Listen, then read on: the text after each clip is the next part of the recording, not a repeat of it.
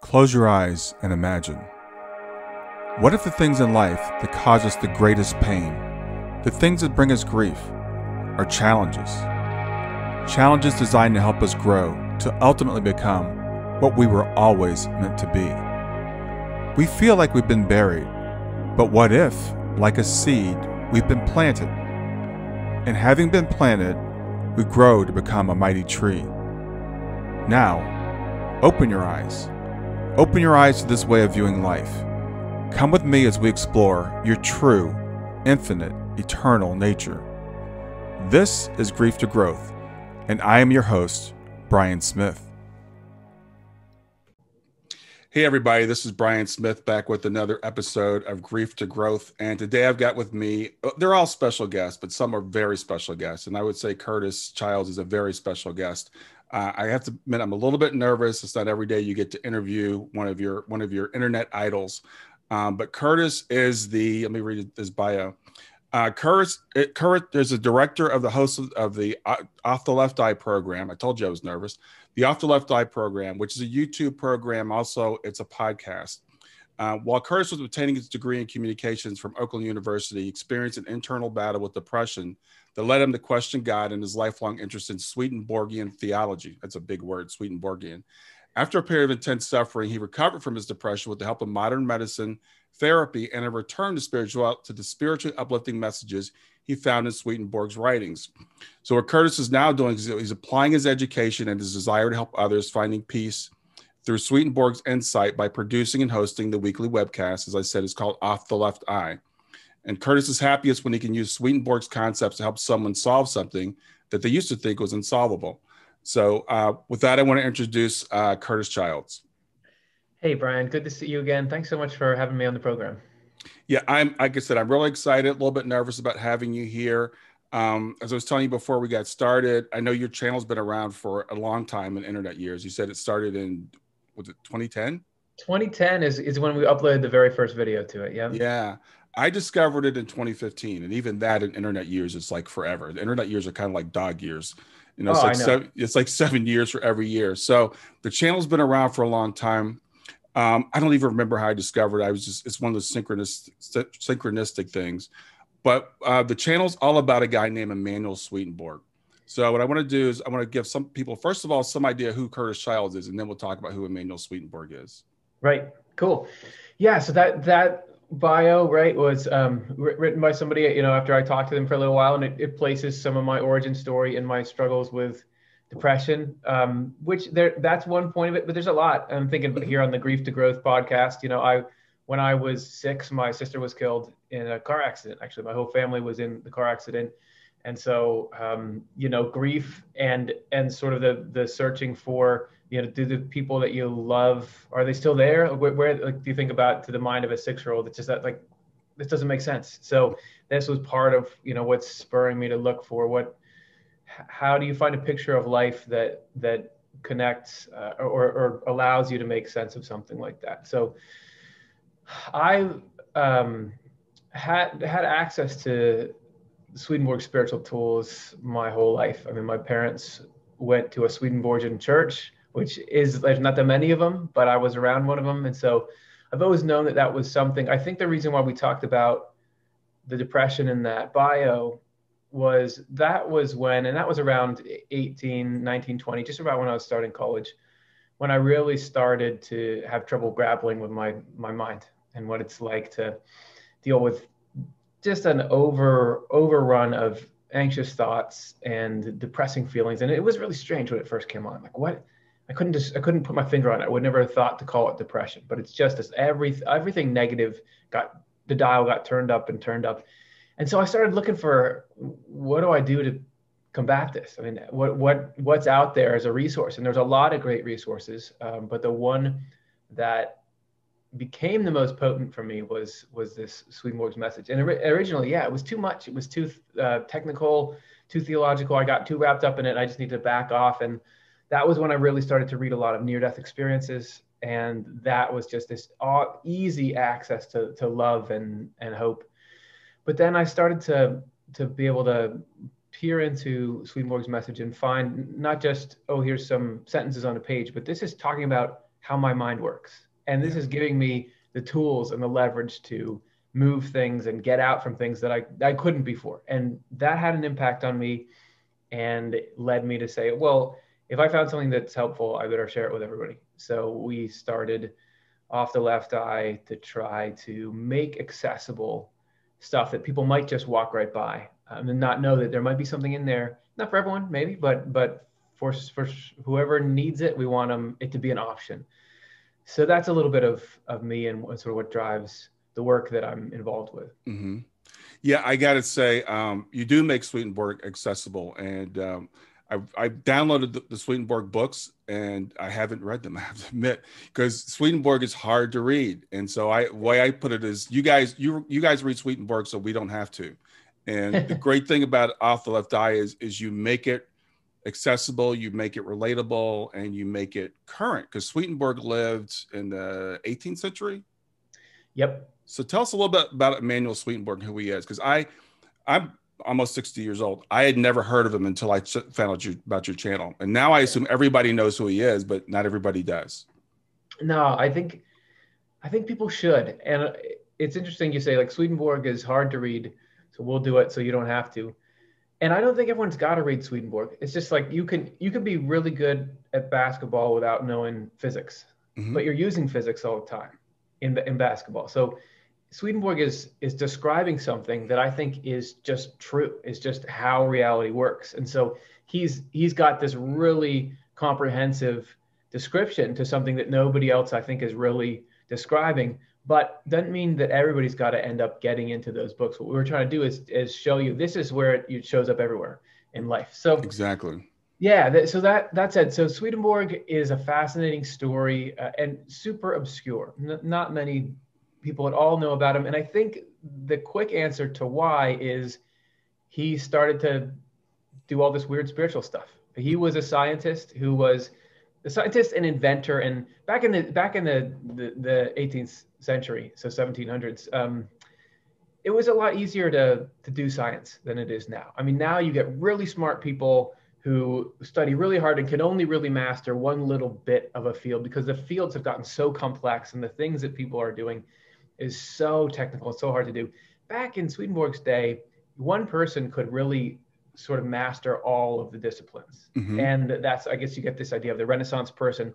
And Swedenborg was one of those. Yeah. He was in the Swedish government. He was part of that mechanism. He was inventing things of all kinds. He was studying things. He had published books on every subject from like anatomy to mining to everything in between, and was getting to be pretty well known in Sweden and then across Europe.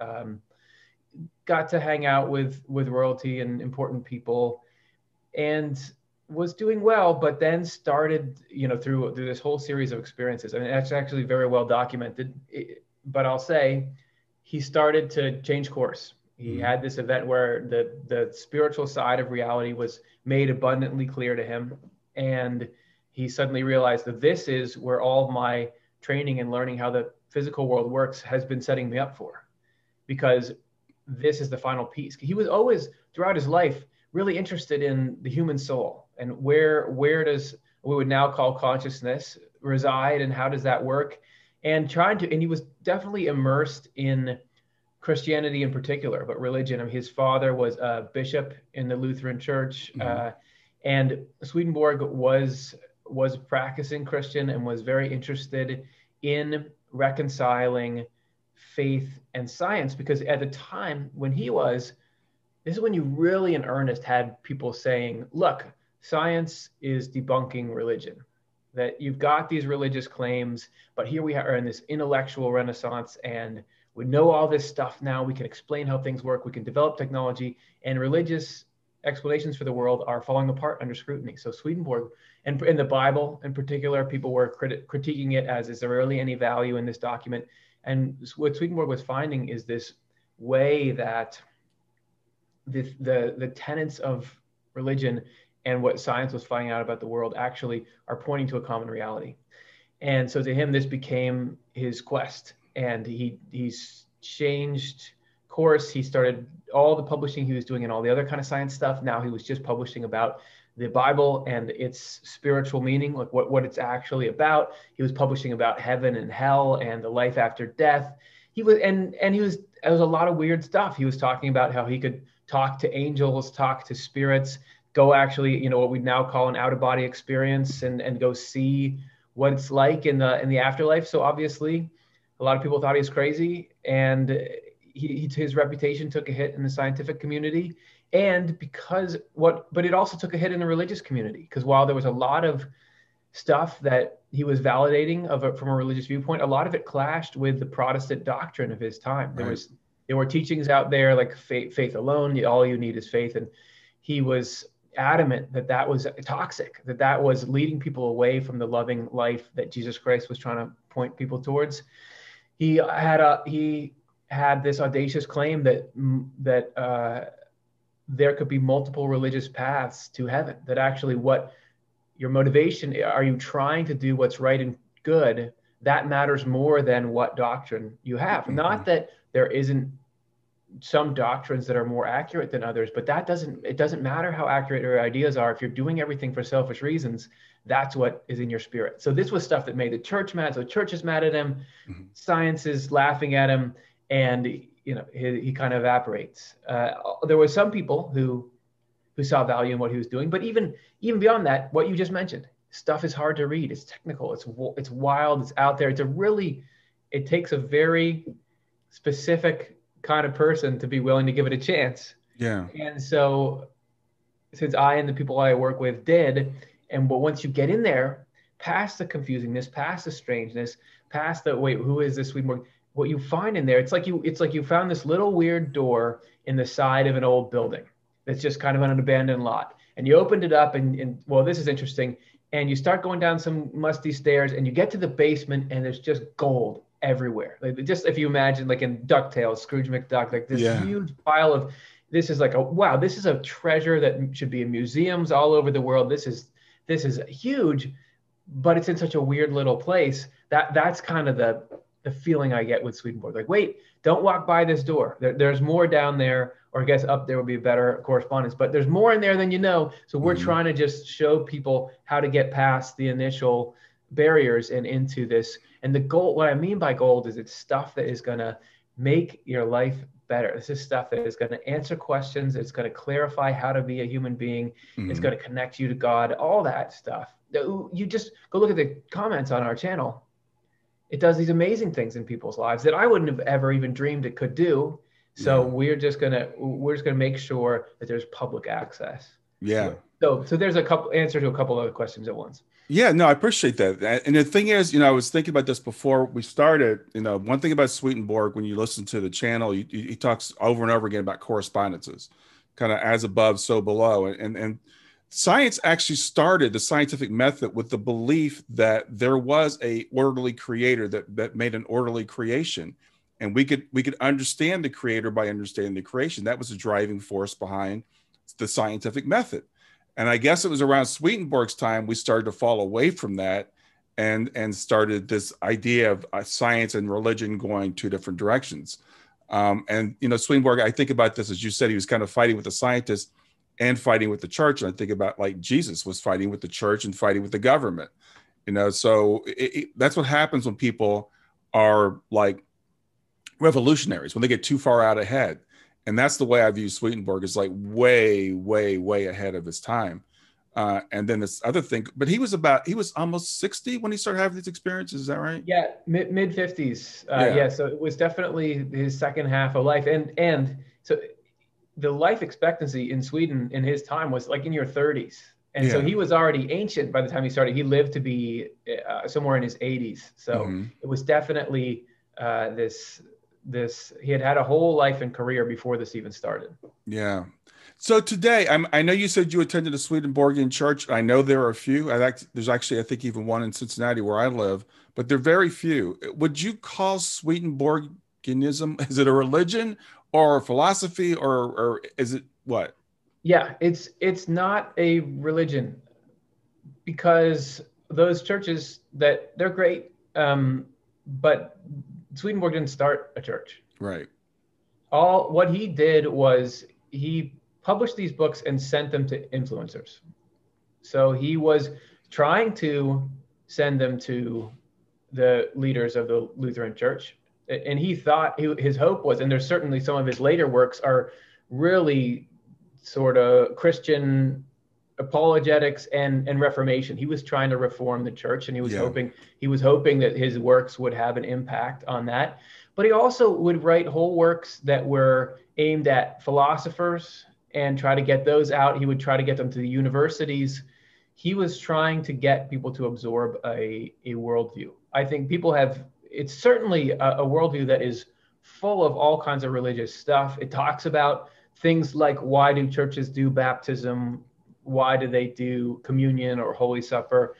It's got a lot of commentary on how a church should function and what it's doing. So it lends itself to church stuff, but overall it's a philosophy, because you'll get, and you'll have some parts of it that are, you have his book, The Lord, for example, which is, I think it's like 60% Bible quotes. He'll just spend all his time in the Bible trying to show people, look, the Bible is pointing to what I'm saying. I'm not just making this. This is not something new or a departure. This is actually, the Bible is saying what my books are saying more than it's saying what Luther's stuff is saying. Right. You know, but then you'll have like Divine Love and Wisdom is a book of his, which I maybe quotes it once or twice in an entire like multi-100-page volume. So it was never meant to be a religious system primarily. It's a philosophy that he was hoping would be adopted by existing religious systems.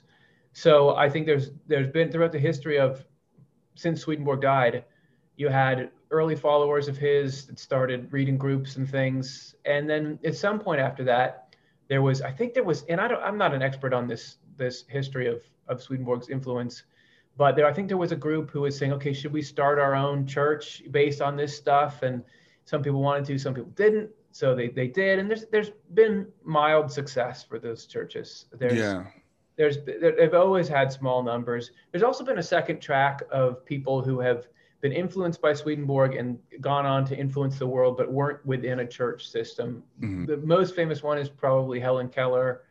She was a devout reader of Swedenborg. She actually wrote books, one called How I Would Help the World, which is about how Swedenborg opened her mind and actually was part of her drive to do what she did in the world. There have been actually a ton of other ones, and we've done programs on this. You could go throughout history. A lot of artists and things have been directly influenced by Swedenborg, sometimes by people in those churches, but they've all existed outside the Swedenborgian church world. So it's a little of both. It's still all been relatively small compared to what I think it could do for the world. So we're still trying to find out ways. And now the internet is obviously really helpful in getting ideas like this out there. But also it's just people think for themselves these days more than I think they used to. Yeah. That it used to be, what's this? Something new couldn't be right unless my religious leaders or somebody are telling me it's true. But now it's more, what people will do is they'll see something and they'll think about it and they'll make decisions. And that's actually where Swedenborg's material thrives, because he was always telling his readers, like, you've got to use your own rationality. Right. And once you get into the ideas, there's an order to them and a beauty to them and an effectiveness. And it's just a light bulb goes off and you say, oh, this is something.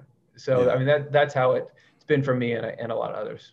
Yeah, I would put myself in that category of someone who's been greatly influenced by Swedenborg, and I talk to people about him all the time, and I refer people to your programs, all the time. I'll say this program or this program. I'll post on my Facebook page because it's so enlightening, and so you don't have to. This is my opinion anyway. We don't have to accept everything as a system anymore. We can take what makes sense to us, and there's so much in Swedenborg that makes sense. And I'd ask you earlier before we got started, because I told you I consider myself a former Christian. I was raised as a fundamentalist. I was raised to read the Bible literally, and none of that stuff makes sense to me anymore. And so I kept getting farther and farther away from what the church teaches. And finally, at some point, I had to say, okay, I don't consider myself Christian anymore because I don't believe in, for example, substitutionary atonement. I don't believe Jesus died for the sins of the world. I don't believe in eternal heaven and hell. I don't believe in an angry God that punishes us, which is what a lot what the church teaches. And so at some point I had to say, okay, I'm not a Christian anymore. Would you classify Swedenborg as a Christian? Or I don't know, I'm asking you to say what he would say, but I think Yeah. it's interesting that he got, kind of thrown out of the church almost. Yeah. His works were, and I don't know all the details of it, but his works were put on trial in Sweden for heresy. And he was fine. He was pretty well connected, so he wasn't in too much of an imminent threat. But at the time, the church and the government were the same thing. So Right. you cross one, you cross the other. And he certainly made all kinds of statements that were illegal in that way. He actually did a lot of his publishing in London and in Amsterdam because those places had more freedom of the press at the time. To answer your question, though, according to the criteria that you just gave, you're not a Christian because you don't believe in vicarious atonement and all those principles you just listed. No, Swedenborg wasn't a Christian because he didn't believe in those things that you're talking about. But according to his own definition, he was a Christian. His last book that he published was called True Christianity. Yeah. And in there had been a lot of people saying, who are you? You're not even a member of the clergy. Your ideas are heretical. And in the title page to that, he wrote, Emmanuel Swedenborg, servant of the Lord Jesus Christ. Right. Because what are you going to say to that?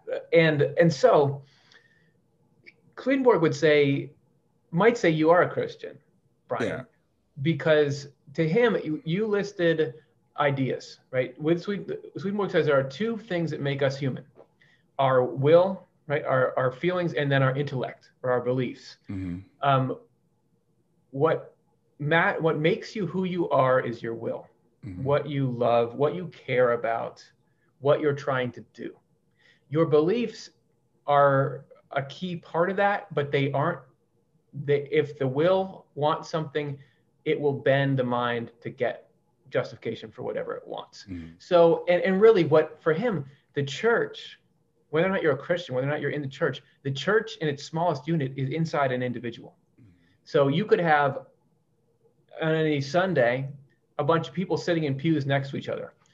Some people may have the church in them and some people might not. And the church is primarily driven by your heart and what you love. And this is why Jesus is always preaching repentance. And the Pharisees, they were nailing the doctrinal stuff, weren't they? Yeah. They had crossed every T, they dotted every I, they were observing every ritual, they did everything. And that was the only people Jesus ever really got mad at was them. And why is that?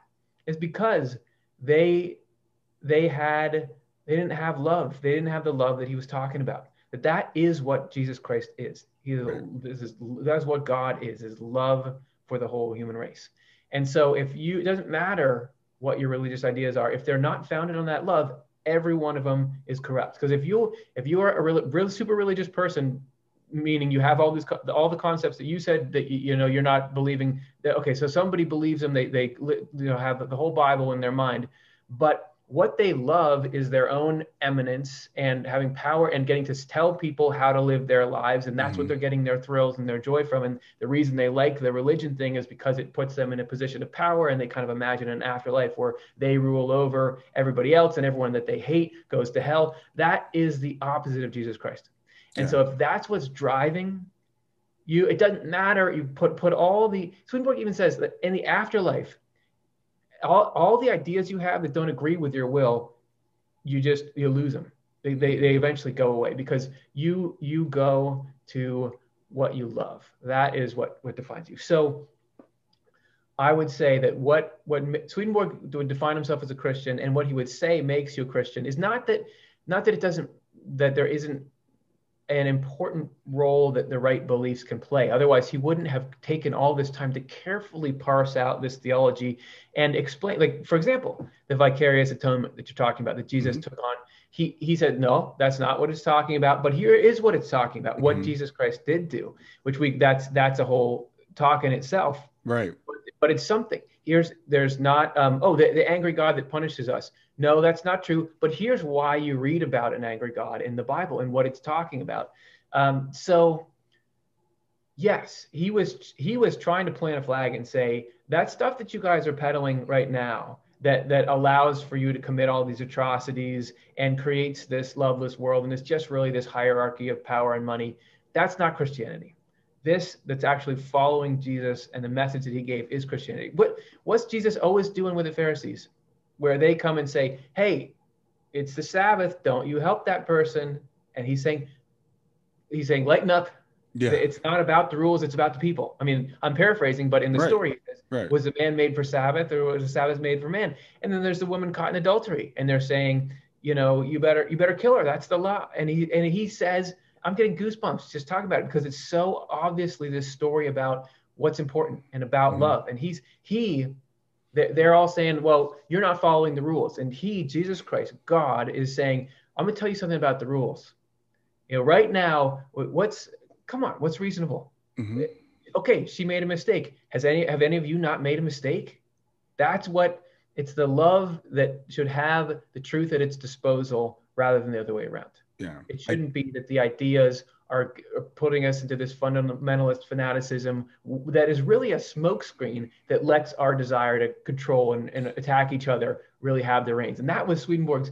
His primary enemies were what he calls them love of self and love of the world. Right. And I know that love of self, people get antsy when I say that, because it sounds like, I know people talk a lot about like self-love, like because you beat yourself up in your head about I'm no good, but you are good. It's not that. Love of self is like love of your own superiority to other people. Exactly. Love of dominating other people. Basically, I am more important than anyone else. That's like the core of love of self. And then love of the world is not like, oh, I love to go visit Paris, but it's materialistic gratification. And if either of those two are driving you, they will corrupt every religious principle. It doesn't matter. You can fill your head with every verse of the Bible, every bit of every sacred text in the world.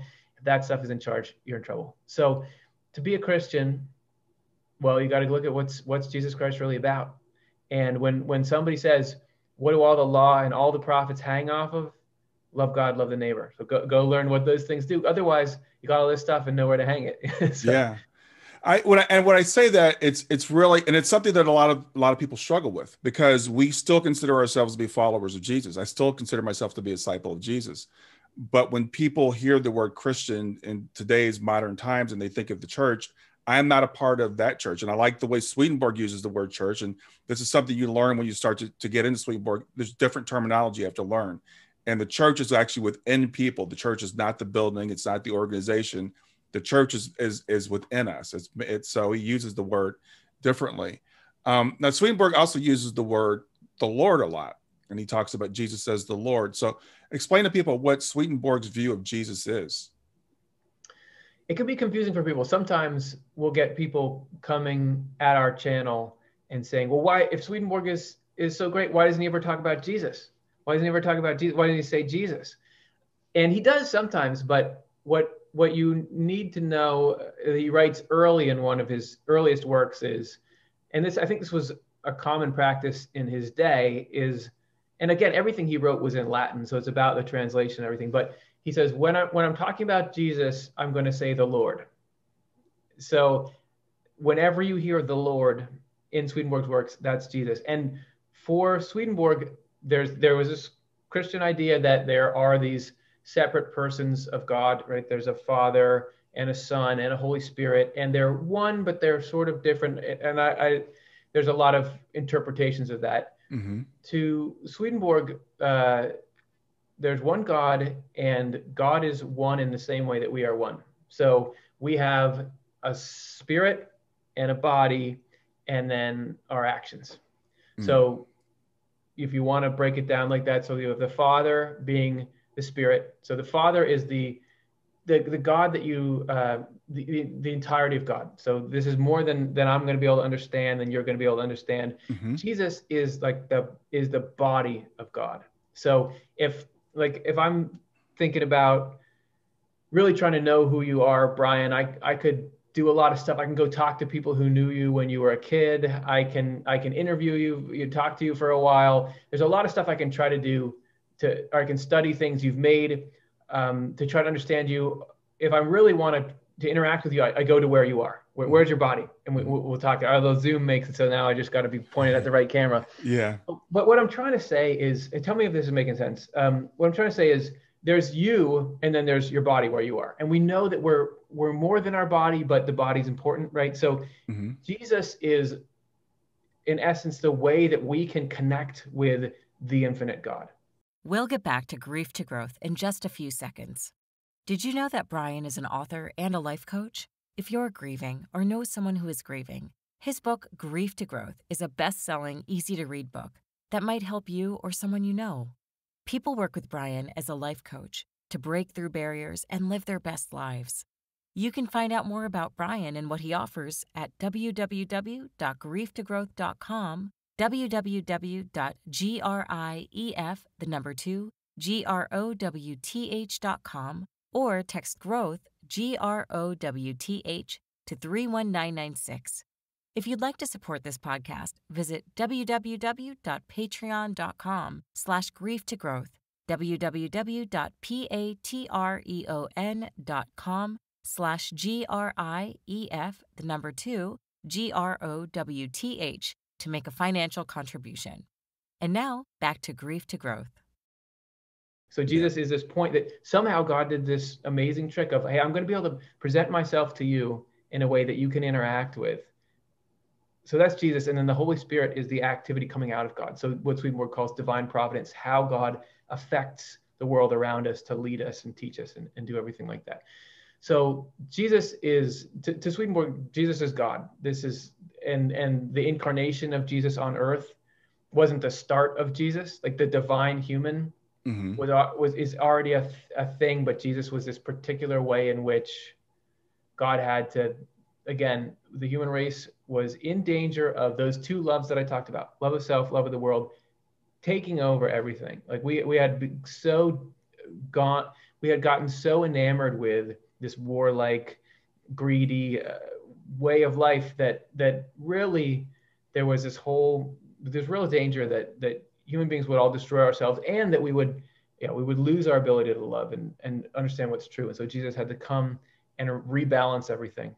And rescue us, really redeem us. All that stuff you hear about, it's just the sort of what's under the hood. How did it happen? Is much different than there was God, and God was so angry at us that he couldn't help himself and was going to just kill us all. And Jesus, there's so many holes in that. I don't have to work, because here I am, Curtis, and if I get mad at my daughter, that's on me. Like I shouldn't be doing that. Right. And the more that the more I lose my temper, the more people are like, well, you've got some anger issues. You've got to get that sorted out. And you can't, especially at a kid, but at anyone, it's not a good look to lose your temper. If you're saying God lost his temper so much that he's going to kill all these humans that like don't know what they're doing, it doesn't make sense. Doesn't make sense to me. Yeah, it doesn't. And that brings me to a couple of things I want to talk about, is because that causes a lot of people to walk away from God, from the church, from the Bible, from Jesus, from everything, because this presentation of God as this angry, out of control father that is, yelling at not only yelling at his toddler, he's going to tie her up and torture her forever. Right. And I remember when I was walking out of that, I'm like, this doesn't make any sense. And I hear Swedenborg talk about God, and there's a description in one of your shows where he says something like God could never even look at you with the cross look, or something to that effect. Yeah, that's in his book, True Christianity 56. I just know that because that's such a great quote. He says, in reality, it's impossible for God to even look at us with a frown, because to do that would be against his own nature, because God is love. So yeah, go ahead. No, that's fantastic. And I was reading something last night in another book, and they were describing this idea of God as like being the ultimate loving, caring parent, that no matter what you do is always like, you're always welcome to come back. You're always, quote, forgiven. That's the idea I get of God from Swedenborg, which is the exact opposite of what a lot of us are taught by the church. Well, what do we admire in human beings? Like when we watch, if you're watching a movie and you see a parent who, even if, or anybody who there's a character who's doing something wrong and the character seems unlovable, but someone's able to love them anyway and express goodness to them anyway, don't we admire that? Isn't that something that makes you say, wow, that person is a bigger person than I am? So yeah. Is God not going to be better at that? Then there's something that we admire in people that God can't pull off. But also, like, whose fault is it that we all exist in the first place, right? Like, why are we here?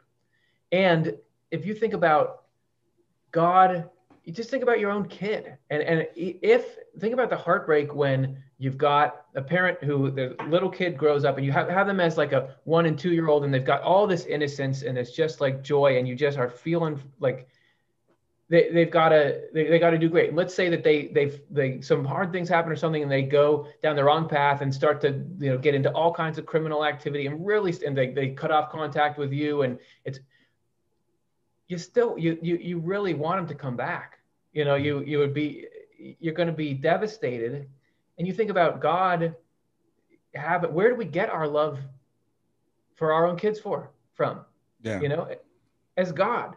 Right? Yeah. We're gonna love more than God is. Where do we get our love from? So I guess what I'm trying to say is, God can't just, oh, you're gonna go get tortured in hell. If somebody's getting tortured, God's there, and it's hurting him more than anybody. Yeah. Right? So anything else wouldn't make sense, or it would be that God wasn't responsible. Like I think about, I had an aquarium, right? And when you're going to get an aquarium, well, you've got to follow some rules if you're going to make life okay for these fish. Because remember, they were just like swimming in a stream somewhere, right, or in a breeder's tank or whatever. And if you get an aquarium, first of all, you got to know there's only a certain number of fish you can have in there per gallon, right? An inch of fish per gallon. Otherwise, you're risking the water quality and overcrowding that's going to lead to stress. Mm-hmm. Right? If you have a fish tank, you better make sure that you've got enough time and energy to take care of it, right? And don't get more fish than you can handle. Mm-hmm. Well, if people just kind of get lost by the wayside, and God just, oh, well, you didn't follow the rules, so I'm kicking you off. It's like God put too many fish in the tank, and he can't give us all, because wouldn't it have been better if he never made a lot of us, and just made enough that he could really make sure everybody did what was right? So obviously God's has to have a plan to care for everyone, and can't, it all falls apart. It does. And I tell you, when I was a kid, as you were saying, given that analogy, I was less than 5 years old. They were taking me to Sunday school, and I'm hearing this stuff, and I'm like, why did you even make me? Why would you put me in this risk of going to eternal torment? I regretted being born. It was a terrible thing, I think, to say to someone. And so when I read someone like Swedenborg that describes what I believe is the true God, the God of love, and a creator who cares for us, and who would never turn an angry eye at us. It's just, that's why that episode has always stood out to me, because I was like, this makes sense to me. Yeah. But it brings us back to the Bible, which a lot of us are caught up on, because this God in the Bible, he makes Adam and Eve, he puts the apple in the garden, and he says, don't eat it. And they eat it. And so he kicks them out. And then, mankind's evil, and he destroys all of them in the flood. And this drives a lot of people away from the church as well. I know people that have said, I have a good friend that said, I was reading Noah's Ark one day, the story of Noah's Ark, and he was an evangelical Christian, worked for the church. And just as an adult, when your mind reads that, he's like, no, and he rejects it. So he just rejects the whole thing. But as I'm listening to Swedenborg, one of the things I love is there's an internal and an external reading of the Bible, of the word. And you guys break down some of these stories and totally redeem them. The creation story, Noah's Ark, I was talking before we got on, even Balaam's ass, and in Sunday school, we love to talk about Balaam's ass because we could say the word ass.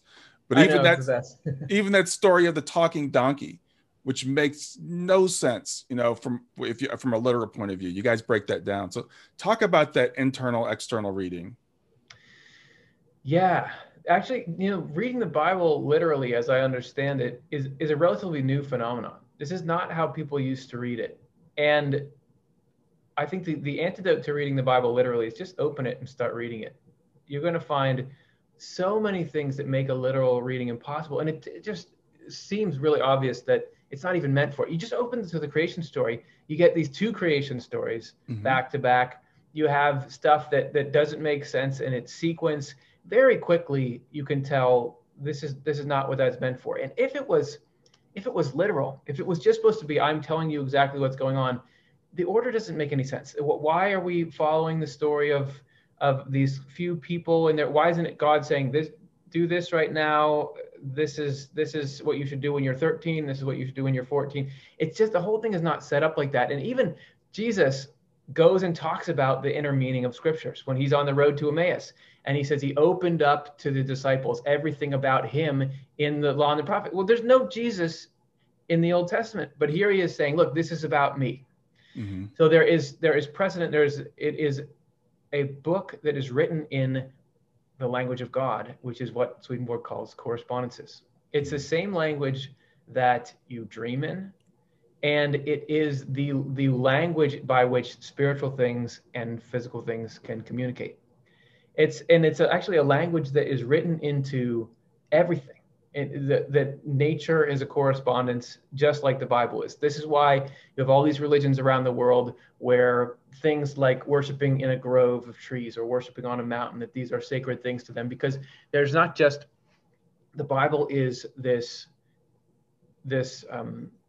index of it. It's this bringing together of it, but it's describing something that's there in everything. So correspondence is, by the way, the main undertaking that Swedenborg went through. I mean, when he published his first book, Secrets of Heaven, Volume 1, he was going through the first chapter of Genesis, the first chapters of Genesis, explaining what they mean. Mm-hmm. And this was something he continued on. Most of his work is explaining these parts of the Bible.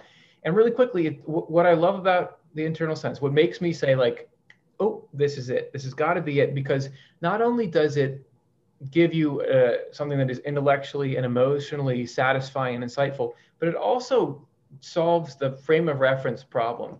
So we're here going through life, and it's hard, and we struggle through all these things, and we need help from God. We're feeling like, God, where are you? Why aren't you helping me right now? Mm-hmm. So God gives us this book, the Bible. So much of it is irrelevant to me. What do I need to know about Cain and Abel? Right. I get that I need to know about me. Okay, and if we're all God's children, and this is God's message to the whole human race, why do some people get all these chapters? I'm not in there. There's so many people that aren't in there. How is this? And so much, we're going to tell us all about how they built this one tabernacle and why they should follow that. And you're going to go these genealogies and line by line by line and not mention any of the women in them. All this stuff. Mm-hmm. You're wasting time. This is your gift to me. The creation story is about you. That God does not talk about finite things. God is infinite. Mm-hmm. When God opens his mouth, he speaks infinite things. So everything in that book applies infinitely to everything. So the creation story is not the story, even if it was an accurate story about how the universe was made. Why do I care how the universe was made? That's a long time ago. And that's interesting. But it's not going to help me here as I'm in the depths of despair. Mm-hmm. I don't care. That's not useful. But what the creation story is this is if you ever wondered what's happening in your life, it's the creation story. That those days when we are dark and void, when we are living, initially you start out, in your teenage years or whatever, we are in this ego-driven, self-centered, materialistic way of life. That's mm-hmm. where we are. And the whole point of God's effort is I'm going to wake you up and bring you into the light. That's what God is doing every day. Every struggle that we have is part of this difficult process. All those struggles and battles that you're hearing about in the Bible, that the Holy Land that we're trying to get to, that's in you. Mm-hmm. Just like the church is in you. There are these battles that are happening there inside of you. There are these journeys. We're in the wilderness. There are these temptations. The whole story is about the absolutely complex world of God rescuing us mm-hmm. from all the stuff that's trying to get us. And so it's in this language that is hard to understand initially, but as you start to get how it goes, and as you start to understand that it speaks really to your heart. You ever read a part of the Bible? Yeah, the Bible is really, a lot of it can be really difficult to stomach. And there's times when I'm opening it up and I just feel frustrated at how it seems violent and seems nonsensical. It seems so dry and it's just not what I need. But there's other times when I'll just read these verses and it's not even really about what they're about, but they just they'll bring me to tears. Mm-hmm. Something about them. I think about the one where the thief that's getting hanged with Jesus says, Lord, remember me when you come into your kingdom. And something about that, like, okay, goosebumps. And then at end of Revelation, when it's talking about the clear river or the water of life, I'll just get these feelings around them. And that is because there's a part of us that understands what it's really talking about. And everything in there, the thief, the river, the New Jerusalem, this is all stuff that's written into your story. Yeah. And God is moving us.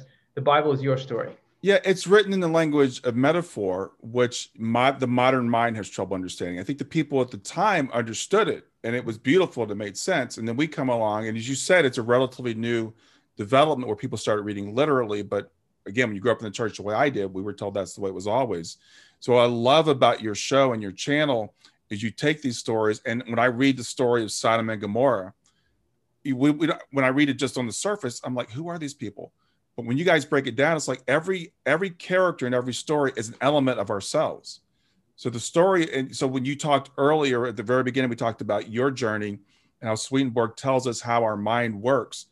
When he tells us these stories over again and says, here's the correspondence that Adam is represented and Eve is represented in this, and the serpent is representing this. These are all elements of what's going on within us. And then it's like, oh.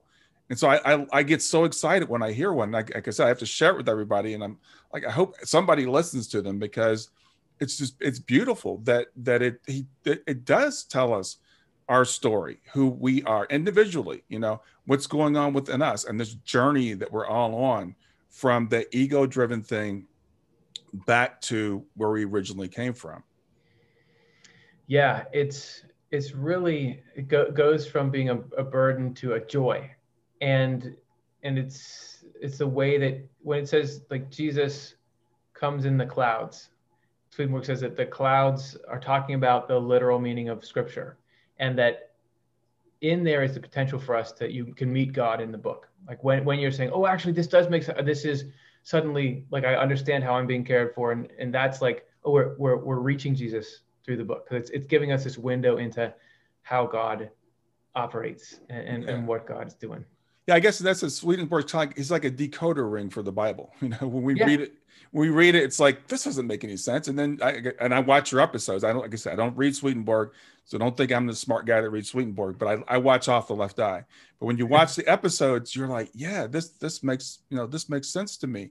And a couple of concepts like second coming, that we heard as kids, judgment, all that kind of stuff.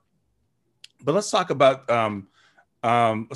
like the concept of heaven and hell, because again, that's a pretty important thing, right?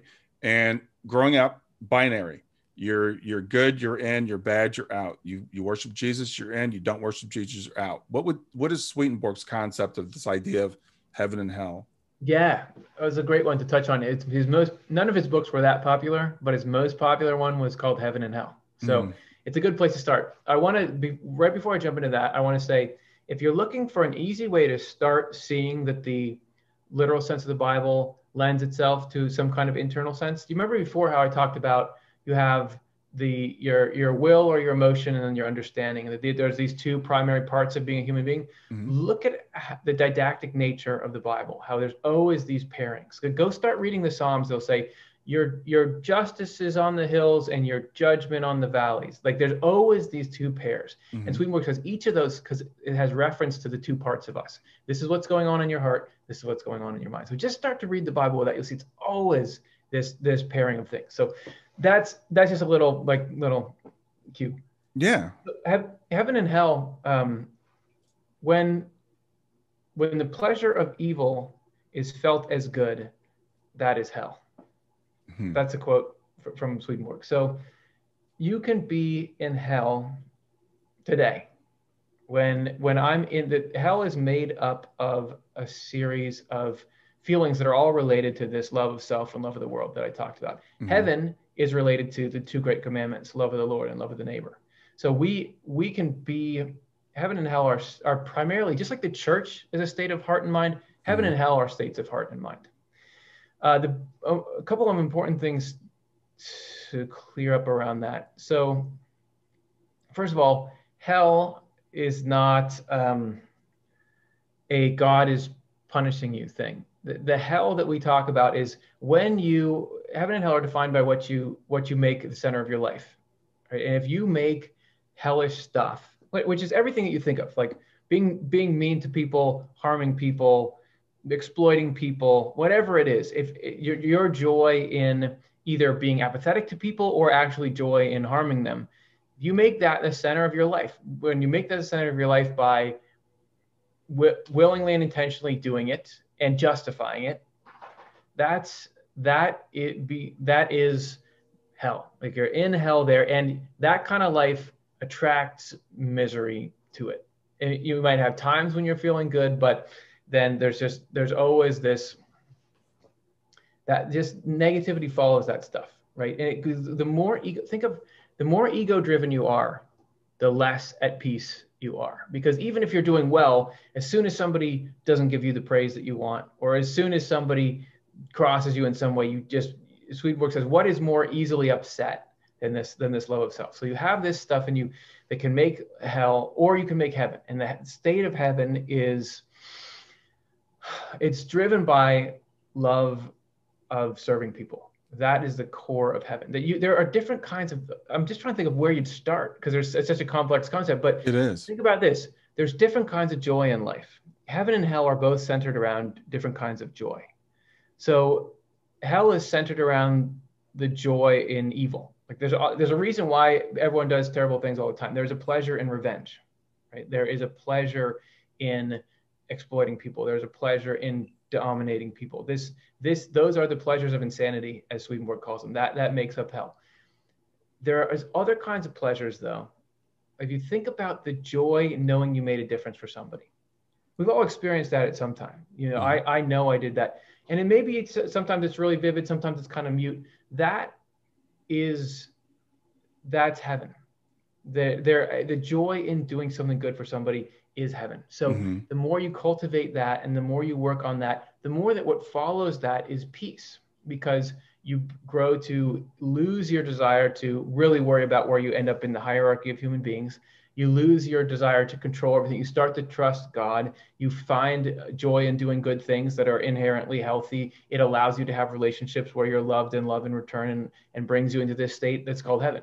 And the more that you're following the other stuff, it brings you into the state that's called hell. And so then if we get into in this world, we can vacillate between heaven and hell. And you can have two people right in a church pew or in a room, and one is deeply immersed in hell and the other is deeply immersed in heaven. In the spiritual world, like I said, what you love makes you who you are. So in the spiritual world, what you love, the spiritual world is made by an ordered God, just like the physical world is. So spiritual world, which is the afterlife or whatever you want to call it, Swedenborg calls it the spiritual world. So that's what I always call it, which would be like the spiritual dimension. Just like here you have the physical dimension, which is not just the earth, but it's the entire universe. So the spiritual dimension has its own set of laws, just like we have laws here. And in their analogy, they correspond. This language of correspondences, right? So and correspond means what something does in the spiritual world, its correspondence does in the physical world. So for example, what gravity does here, love does in the spiritual world. So gravity, as I understand it, I know we're evolving on that. Gravity is why am I where I am? It's because of gravity, basically. Gravity is keeping me on the center of the earth. My pushing against gravity, locomotion, that kind of stuff is moving me. So it's also, gravity is what pulls masses of things together. It's why there was a planet, right? Gravity pulls it together. Love is like spiritual gravity. So what you love pulls you into community with other people who love the same thing as you. So if you have a bunch of people together who all love serving other people and being useful and the joy in them and aren't all hung up on themselves, that sounds like heaven to me. Yeah. You think about you knowing your neighbor cares about you, just like, you can pull off the road on any stop on the highway and the people there are going to care about you and be nice. And if you're completely self-centered and you don't care about anyone, you'll do anything you can to get ahead. You like making fun of people, all that, and you're around a bunch of other people that are like you. That's hell, right? That's not going to be. So that is the basic principle behind heaven and hell. And hell naturally, God is love of other people. Like Jesus, we talked about this. Jesus is love, right? So when you're in this state of heaven, it's not even your love that's going through, it's God's love. So that state naturally draws you to God. This is you form a partnership because you have the same interests, right? You have the same hobbies, right? You get Mhm. along. Hell, that I don't care about other people, it rejects God. Like it doesn't like the light shined in the darkness, and the darkness could not comprehend it, because every evil has its corresponding falsity, right? So if I want to harm people, I have to justify it to myself in some way. I have to say, well, it's not that bad, or they deserved it, or I can get away with it. Whatever it is, the people love darkness rather than light because their deeds were evil. So in hell, when God approaches, God being love and truth, you don't like it, because the truth, for example, that everybody is just as conscious as you are. Everybody's just as a human being that deserves the same amount of love and respect that you do. If you have built your life around harming other people and exploiting them and believing you're better than them, do you like that truth when it comes? How does it feel? Does it feel like heaven, or does it feel like hell? Yeah. But if you care about the happiness of your neighbor as much as you care about your own happiness, when that truth approaches, that everyone, do you love it? You welcome it. It's like the sun coming out of the clouds, and you love it and you soak it up. So that is, I'll stop there for now. But that is, if I had to give you sort of what's the building blocks of this, what is heaven and what is hell? That's it, right? Yeah. And it doesn't matter how deep you are into hell, God is still loving you and trying to make your life as happy as it can be. But there are limits on how happy you can be when you've made hell the thing you love, because loving that stuff inherently limits your joy. It causes problems, So anyway, that's a little bit of a mini crash course on what heaven and hell are. So my understanding is that after, when we die, when we pass, we go to like a kind of a middle ground, right? And then we kind of migrate to where we naturally fit in, whether that's, to use up or down, for simplicity's sake, whether it's upward towards heaven or downward toward hell. Is that correct? And God pretty much tries to make us as happy as he can wherever we end up. Yeah. So no, even God cannot force you to love anything. Right. Human beings have this, you've probably heard about free choice, free will. Mm-hmm. There is an essential component of being a conscious human being that is freedom. And God does not violate that, cannot, or else we wouldn't be people. That is essential. So even though God can really want us not to love certain things, he can't stop us. So yes, if you love a certain thing, right, God can't stop you from loving it. God will. Hell is actually, right, it's a mechanism, the spiritual world place of hell that Swedenborg saw. It's an area designed to make the people in it as happy as you can be while you love evil things. Mm-hmm. Which is to them, you even have, there's at the end of, I think it's Divine Love and Wisdom. No, I think it's Divine Providence. Swedenborg has this funny encounter with a couple of people who are in hell. And he says, at the top of it, he says, forgive me for writing this to fill out the rest of the page. Because there you have to have like your pages filled out for the printer. And he says, there's a couple of spirits from hell. So spirits being people who have died, right? Bodies and spirits. So a couple of people from hell came to Swedenborg and wanted to talk to him. And he said, okay, well, what do you want to say? And he says, well, the spirits from hell are saying, well, you're writing a lot about heaven and how great it is. Well, write something about hell too. And Swedenborg says, okay, what do you want me to write? And they say, well, everybody gets to live in whatever pleasures they really want. Even if these pleasures are filthy, there's just problems. There's certain limits you can't go past. And we can't really help it, so we get punished. They're basically like plugging the hellish way of life. They're saying like, don't be a square, like come down here. Yeah. And it's this striking example of, and actually during that encounter, Swedenborg says, well, if you can't help hurting people when you see them, like you're just like an animal, and they get really mad and try to attack him, right? Because they're so ego driven. Right. But it shows two things. One, it shows like how destructive that kind of hell is. But the other one shows that those people are not, you'd think if there was a couple of spirits from hell coming up, that they would say, please, we're sorry, save us from this torment that we're in. Nobody's in hell unless you're there because you love it, right? And that might, who would ever love getting tormented? Because it's not, if you love, but a lot of people love evil. A lot of people love harming people. You hear like the stuff about the worst serial killers. There's a lot of them that are like, they don't do it because they have to, they do it because they love to. Yeah. And if you're going to do that, there are certain restrictions. First of all, you can't be around people because you're going to hurt them, and we don't want to get hurt. And also, that stuff is so toxic. It's going to attract all the other worst people around you. So God is like managing and trying to make the happiest existence you can have, given the fact that you've made this terrible thing the center of your life. Now, does Swedenborg ever talk about second chances? Do people, I mean, I know people don't want to get out of hell necessarily because it's what they love, but is God still drawing them? And I know he doesn't talk much about reincarnation, I don't think. So let's turn two questions together. Well, the whole and this is something that's puzzled a lot of people because, well, so first of all, the whole of what God is doing through our entire life here is dissuading us from loving evil. You think about, well, isn't my life supposed to be organized so that I'm happy? Why are all these negative things happening? Who knows why particular events are going on? There's a huge complex mechanism there. But in general, one thing that's happening is God is making it so that our life gives us a distaste for evil to the extent that we can. So God is always trying there. And then in the world of spirits that you're talking about, that is sort of like a centrifuge. So there, just like in a centrifuge, heavy stuff falls, light stuff goes to the top. There's this whole period where it's like, okay, in the afterlife, here we're all kind of a mix of good and evil stuff, right? That's a problem in the spiritual world because that if you have both of them, they kind of start to pull you apart. So you've got to commit to one or the other. So there's this whole process in the world of spirits to try to get everyone to commit to what's good and true.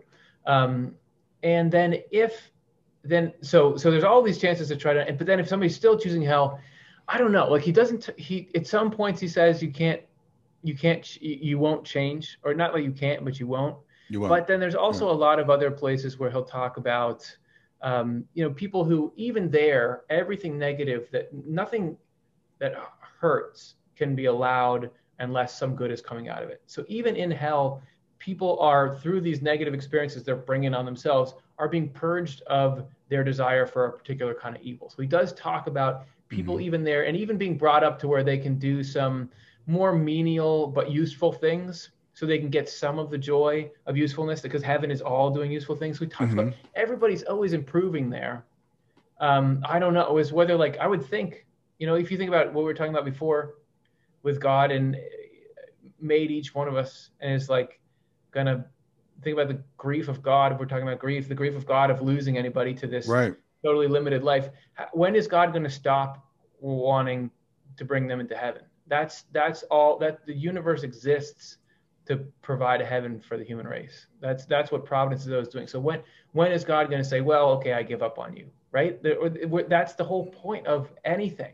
So I would think eventually, and we've got a problem to solve. Like right now, the human race is trying to solve the coronavirus and figure out how to. So we've got the best minds on it, and they're trying to solve it, right?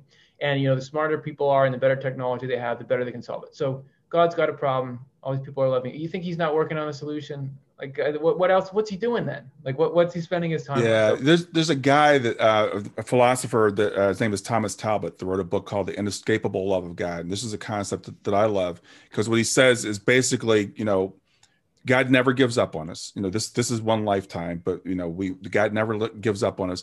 And if you are loving evil, you are deluded. No one who has a full picture of who or what God is could resist God. That's why the book's called The Inescapable Love of God.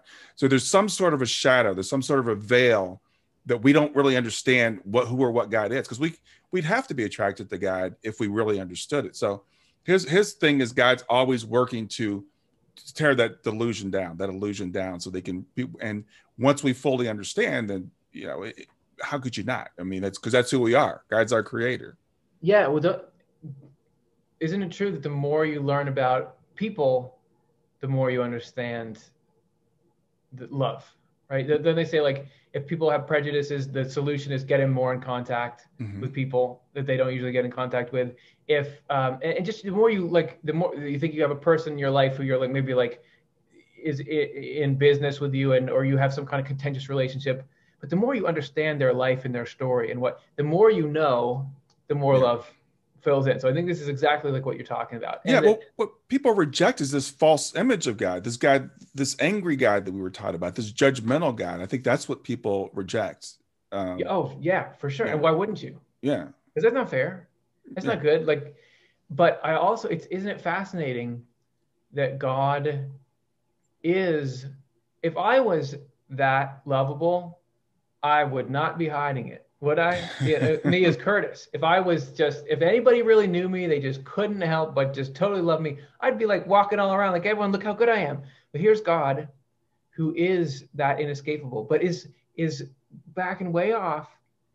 And Swedenborg says that's because God doesn't want a love that was forced on us. Right. Because that's not really love.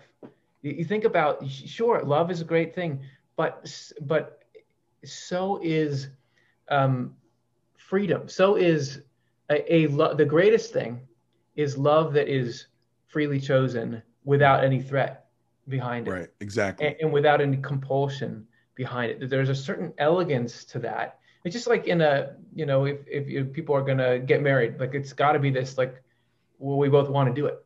And it's just like with God, if God just overwhelmed us with his charisma, then of course we do it. But this is why do we navigate this weird life instead? It's because we are through these little interactions learning what God is like, and that every little bit of love that you share with somebody, every time you understand a person, because we are human because God is, right? You start to see a little more of God. And so in this theater here, where you get to see love versus not love, and you get to see the right way to treat people and dignity and all that versus the wrong way to treat people, in this free world, to choose to love the qualities that make God who God is, then we can have a real relationship.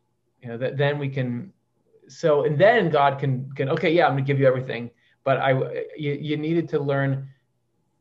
I don't know how to phrase it, but no, I think you phrased it really well. I mean, I think we do. This is a place of choices. This is a place of light and dark and good and evil, and we can choose and kind of test each out, try it on, see how it feels, see what we love. But God is always drawing us, always calling us, always there for us, always on our side, always rooting for us. And my personal belief is God doesn't lose. God gets what he wants. Because, one of the things I was taught in Christianity was, well, God wants everyone to be saved, but Calvinism says that he doesn't choose everyone to be saved. And Arminianism says, well, he can't choose everyone to save. And I say God loves everybody and God gets what he wants.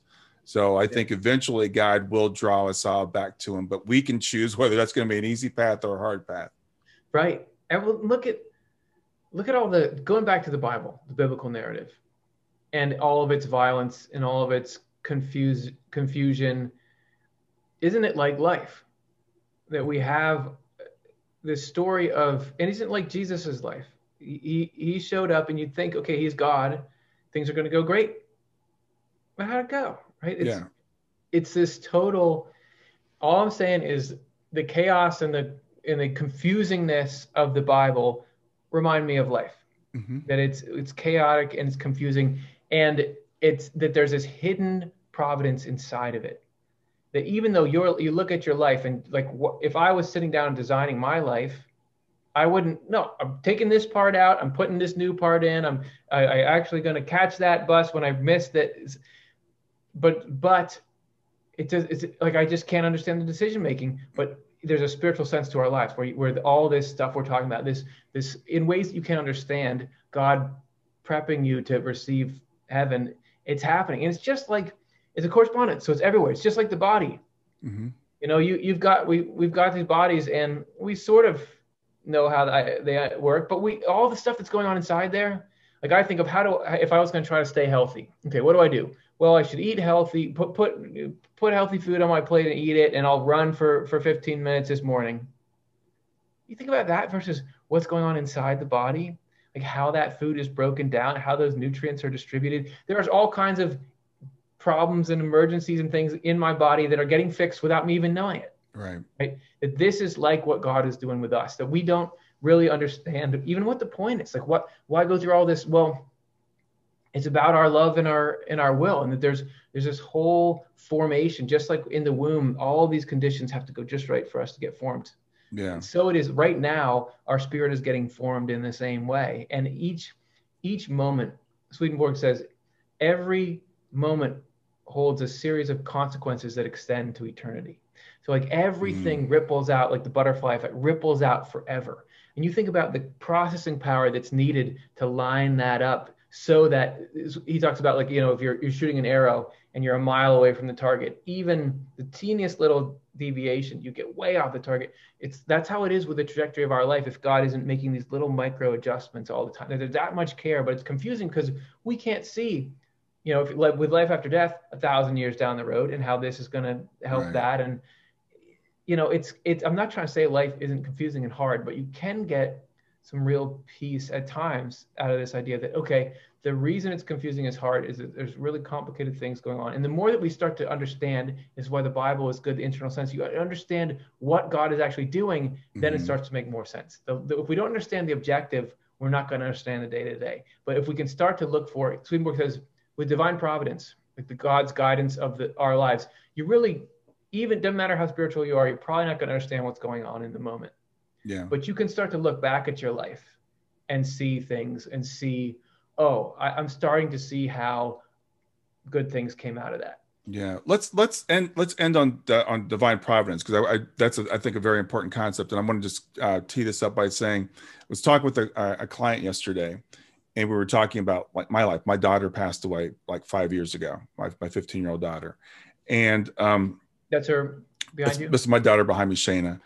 And, we were talking about, me being born a black man. And there was a time early in my life I was like, why would anybody choose to be born black? I mean, that would be a silly decision to make. But if I hadn't been born a black man, if I hadn't had my daughter pass away, I wouldn't be sitting here doing what I'm doing with you right now. It's this experience that made me who I am. And my point is that when these things happen, early in life, you're like, this doesn't make any sense.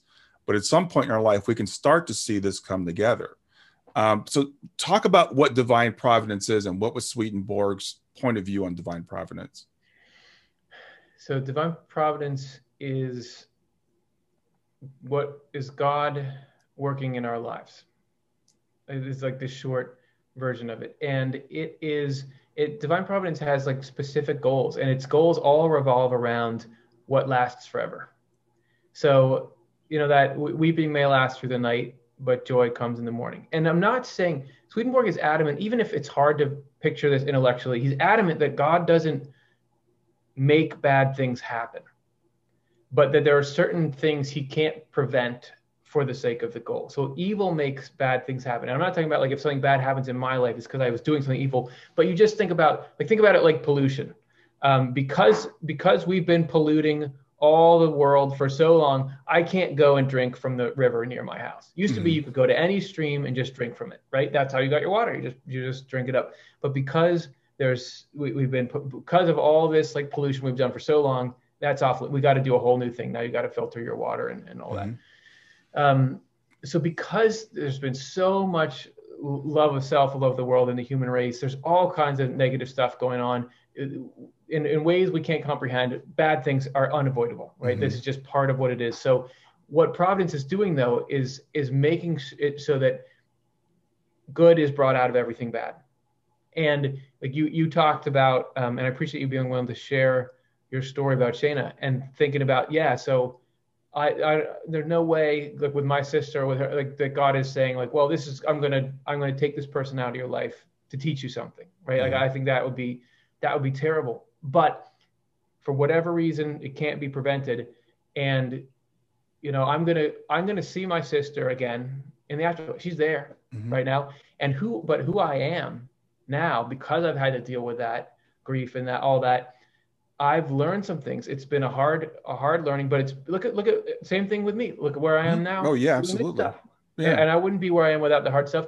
So in the end, when I get to the other side, and there's my sister, and there's Shayna, and she's happy and beautiful, and you're there, and you're reunited, but you've gained something, right? And now you are somebody. And then 100 years into the afterlife, 500 years into the afterlife, that stuff that God is putting in us now is still going to be bearing fruit. It's like we're putting some investment in, but because of the way he's opening your heart up, and because of the wisdom that you're gaining, you think about, if you're an alcoholic, do you want someone who's never had a drinking problem to try to help you out? Right.